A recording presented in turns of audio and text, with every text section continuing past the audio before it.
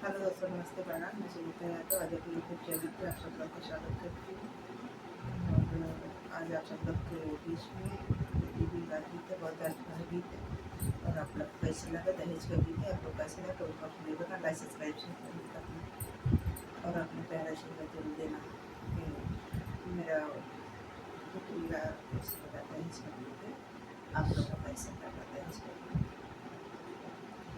पापा बड़े घरे की हाजिनी बिया हवाया दर नाही होई हाई कादर नाही होई हाई हो। पापा बड़े घरे की हाजिनी बिया हवाया दर नाही होई हाई कादर नाही होई हाई हो। बेटी बड़े घरे करवावी यह वायादर तोहरा होई हाई कादर तोहरा होई हाई हो।